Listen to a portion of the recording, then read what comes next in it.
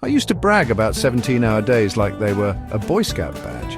Then one Tuesday my heart took off racing, the room wobbled, and I noticed I hadn't inhaled a proper breath since breakfast. The doctor said, "Stress burnout." I said, "Sounds like Wednesday." So I tried a weird stunt. 10 daily minutes of zip. No phone, no app, no mantra, just me and the world's most boring wall. 4 weeks later, my deep work output had doubled, inbox time was chopped in half, and I no longer felt like a phone flashing red at 1%. Here's the playbook so you can nick the results without the public breakdown. We treat productivity like a treadmill. Crank the speed, win the race. Trouble is, somebody forgot to install an off switch. We answer emails over lunch, rehearse pitches in the shower, and brag about checkboxes the way kids brag about Pokemon.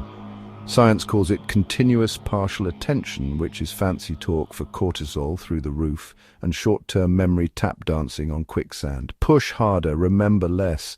If that feels like looking in a mirror, congrats, you're the prime sucker for strategic idleness. Well, I started because I simply couldn't keep going. Timer, 10 minutes, laptop shut. Me, sofa, no mission. Minute 1 felt like ants under my skin. Minute 4, shoulders dropped 2 inches. Minute 7, the solution to a client headache I'd wrestled for days popped in, gift wrapped.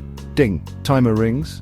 I blinked and, swear to you, felt like I'd rebooted the old operating system that night. Crushed a report that normally took 3 sittings. Next day, rinse, repeat. By Friday, I was clocking out at 5 p.m. with better stuff than when I slaved till 9. Your brain hides a janitor squad called the default mode network. They clock in only when the stage lights dim. Stop feeding them fresh drama. No doom scroll, no podcast. And they start sweeping up, sorting memories, connecting weird dots, tossing out metabolic trash. Vienna researchers clocked a 34% focus boost after short waking rest. Translation: you gain a third more cognitive horsepower for the price of sitting there. Stillness isn't slacking. It's letting the neural cleaners work with mops and hazmat suits. If I pause, I'm falling behind. That's your overprotective amygdala spinning tracks. Truth? Maya Angelou rented a sparse hotel room, lay on the bed staring at the ceiling when words stalled.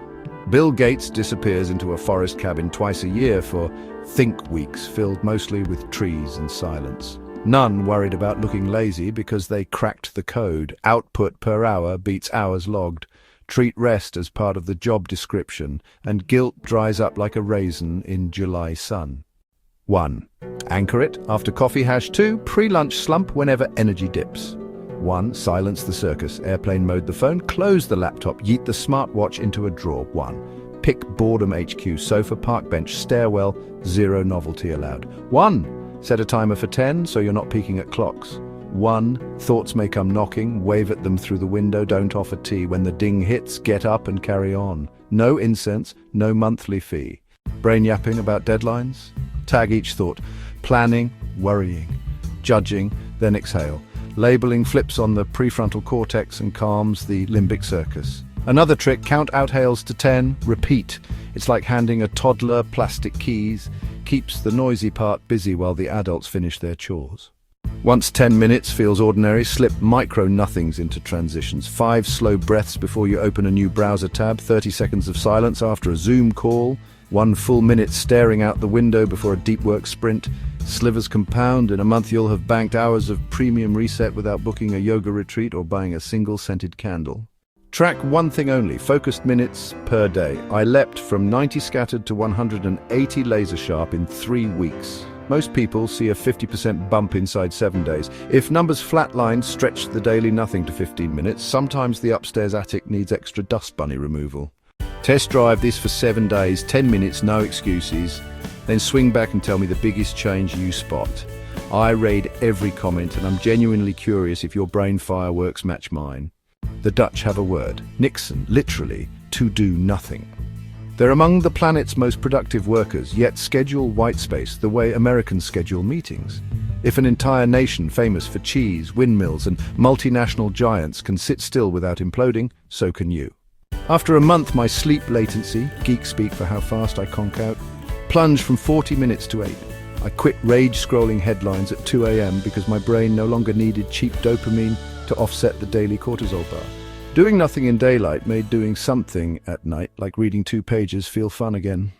If this saved your sanity, tap like so the algorithm rescues another burnt-out soul who's one espresso from face-planting into the keyboard. Subscribe for more science-backed ways to work less and achieve more. And hey, share your Nixon story. I'll pin my favorite. Productivity isn't a sprint, it's intervals. Push, rest, push, rest. Skip the rest leg and the system snaps, usually right when you need it most. Hand your brain those 10 daily minutes of absolute zero, and it'll pay you back in focus, creativity, and calm no shiny app can touch. The secret isn't software, it's the guts to sit still while the world keeps twirling.